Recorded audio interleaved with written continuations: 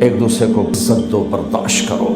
میرے نبی نے فرمایا بہترین مسلمان وہ ہے جو بیوی سے اچھا سلوک کرتا ہو، اور بیوی سے فرمایا میری شریعت میں سجدہ ہوتا تو بیوی سے کہتا خامند کو سجدہ کر۔ بہترین صدقہ اولاد کی تربیت ہے۔ پورا گھر میرے نبی نے نقشہ، ہر ایک کی قیمت بتائی۔ ماں تیرے قدموں تلے جنت، کا کاش میری ماں زندہ ہوتی، تم دیکھتے میں کیا کرتا، میں عشاء کی نماز کے مصلی پر ہوتا، میں سورۃ فاتحہ پڑھ رہا ہوتا، ادھر سے آواز آتی میری ماں کی محمد، تو میں نماز توڑ کے کہتا لبیک اماں جان۔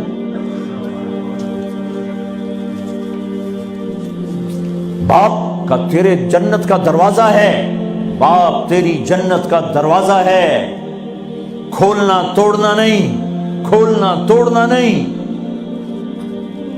توڑ دیا تو جنت میں نہ جا سکو گے۔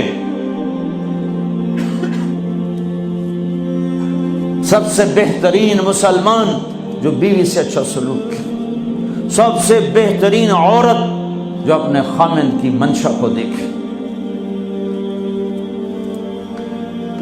پھر آپ نے ایک عجب بات فرمائی جو معاشرے میں بہت بوجھ بنتا ہے جس کا، ہاں بھائی تمہیں ایسا صدقہ بتاؤں جس سے بڑھ کے کوئی صدقہ نہیں، تمہیں ایسا صدقہ بتاؤں جس سے بڑھ کے کوئی صدقہ نہیں۔ انہوں نے کہا جی کیا؟ کہا الابنۃ المردودہ، جس کی بیٹی کو طلاق ہو گئی یا بیوہ ہو گئی اور گھر واپس آ گئی ماں باپ کے، یا ماں باپ نہیں ہے تو بھائی ہیں، وہ ایک بوجھ بنتی ہے ماں باپ پر بھی، اور بھائی تو ویسے ہی باغی ہو جاتے ہیں۔ میرے نبی نے فرمایا اس بچی پہ خرچ کرنا کائنات کا سب سے افضل صدقہ ہے۔ گھر، ایک گھر کیسے چلتا ہے؟ ہمارے ہاں پنجاب سندھ بلوچستان سرحد میں بہنوں کو وراثت میں کوئی حصہ نہیں ملتا، سب بھائی کھا جاتے ہیں۔ میرے نبی نے فرمایا جس کو اللہ نے 2 بہنیں دیں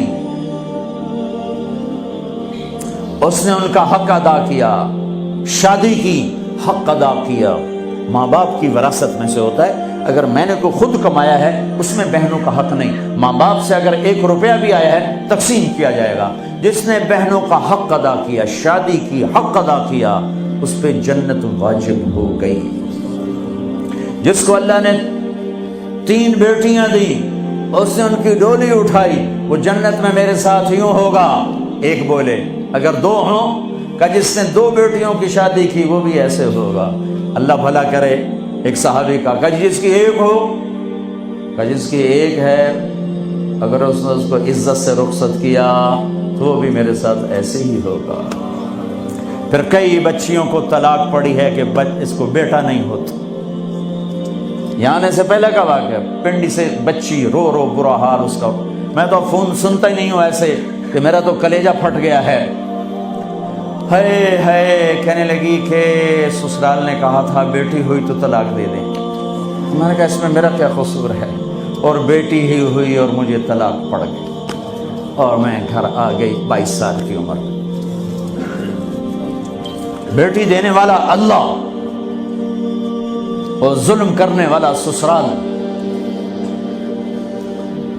میرے نبی کو اللہ نے بیٹے دے کے اٹھا لیے، قاسم اٹھا لیے، عبداللہ اٹھا لیے، ابراہیم اٹھا لیے، 4 بیٹیاں دی، 3 زندگی میں اٹھانی، زینب، ام کلثوم، رقیہ، تینوں آنکھوں کے سامنے چلی گئیں۔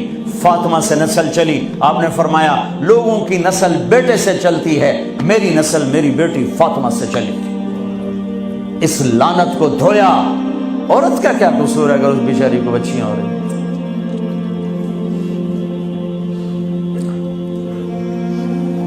جس نے اپنی بہنوں کو حق ادا کیا، جس نے بیٹیوں کو ڈولے میں بٹھایا، ان کا حق ادا کیا، کہ جنت میں یوں ہو جائے گا۔ بہنوں کو دینا اتنا ضروری ہے، حرام ہو جاتی ہے روٹی۔ میں نے مولانا جمشید صاحب میرے استاد ہیں، میں نے ان سے تفسیر پڑھی۔ میں ایک دن شہد کی بوتل لے کر گیا، پرانی بات ہے 76-77۔ میں نے کہا حضرت یہ ہدیہ ہے۔ فرمایا کہاں سے لائے ہو؟ کہ میرے اپنے باپ کا ہے۔ فرمایا تیرے باپ نے اپنی بہنوں کو، تیرے باپ نے اپنی بہن یعنی میری پھوپھیوں کو، تیرے باپ نے اپنی بہنوں کو زمین میں سے حصہ دیا تھا؟